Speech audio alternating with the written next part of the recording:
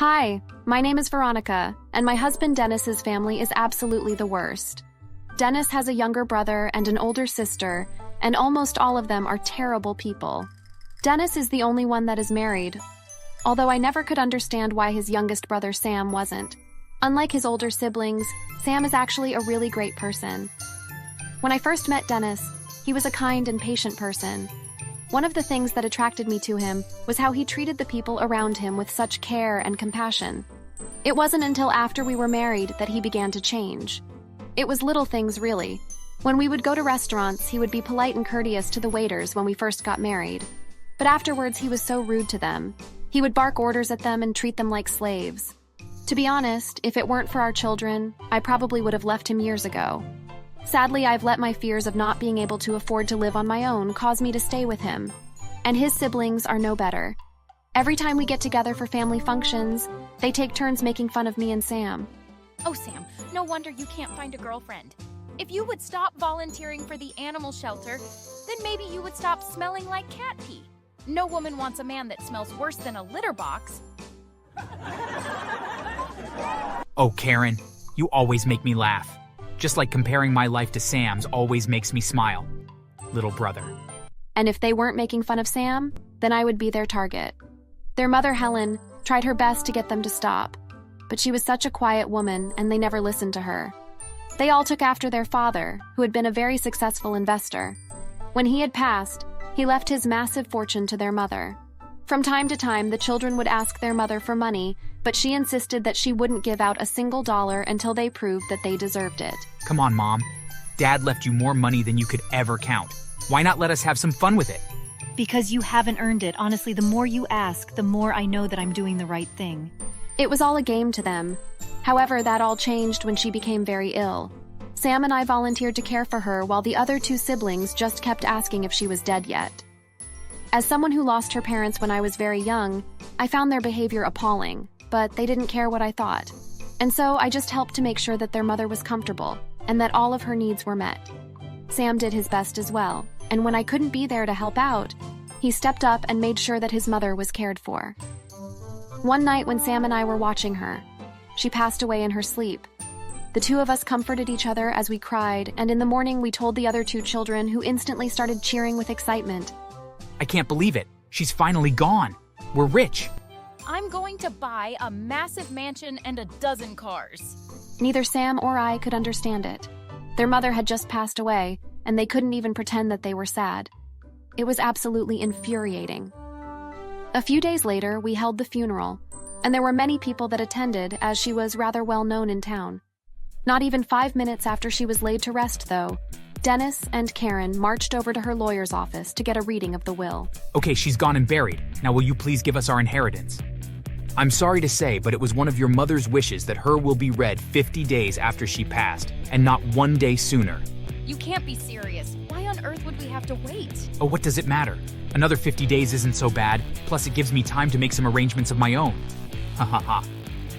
At the time, I just felt sorry for Sam. Out of all of his siblings, he was the only one that was in mourning. He tried to keep himself busy by doing as much volunteer work as he could, while I kept myself busy at home with my children. Over the next week, Dennis was an absolute tyrant. He would stay out all night, and when he was home, he would complain about our house and the food that I prepared. Oh, Veronica, this tastes terrible. Once I have my money, I'll be eating steaks and lobster every night, and I won't have to eat this slop anymore. I tried to brush off his insults, but they were so hurtful. However, the worst was yet to come. 2 weeks after his mother passed, Dennis came home from work early and was smiling from ear to ear. Hey, Veronica, I have wonderful news. You do? What is it? Well, since I'll be rich from my inheritance, I quit my job today.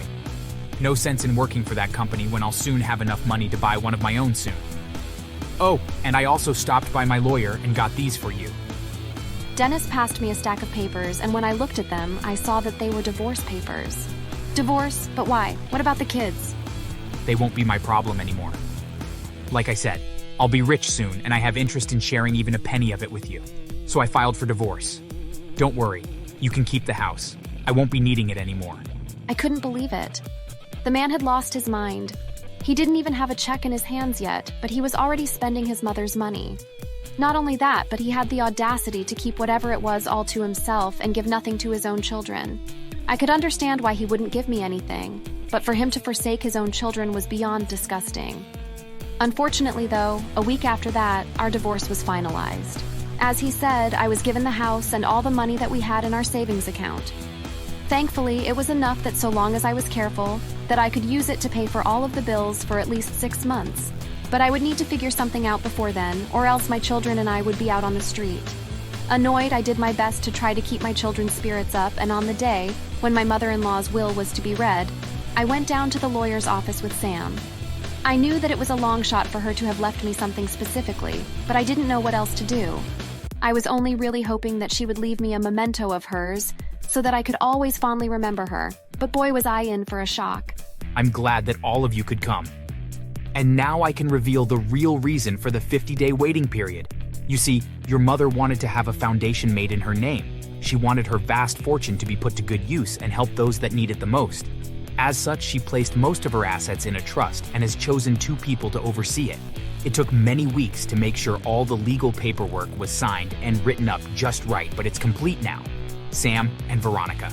She wanted the 2 of you to oversee this foundation. She bought a building and wants you to hire a staff to care for it. It's a place where homeless people can go for a hot meal, or to sleep, or even to get an education. On top of that, she wanted to give the both of you very handsome salaries to make sure that all of your needs are met. She even set money aside for your children Veronica to go to college as well. Wait a minute, is this for real? What about us? She didn't leave the 2 of you anything. Everything goes to the trust and your children. She was extremely disappointed in the 2 of you and gave you opportunities to prove that you could be good people, and you failed. Oh, and I forgot to mention that in order to make your lives easier until the shelter can be fully operational, she also left Sam and Veronica $1 million each to make sure all your bills and needs are met. Sam and I looked at one another and couldn't help but smile. My mother-in-law had given the 2 of us the greatest gift that she ever could. And now, in her name, we would be able to make the lives of hundreds of people better as well. It was a dream come true. In the weeks that followed, my husband and his sister filed lawsuits against Sam and I, but my mother-in-law's lawyer took care of them for us. Her will was legally binding, and no matter what they did, they wouldn't change the outcome. When that didn't work, my ex-husband tried his best to get me to take him back, but I wouldn't even entertain him.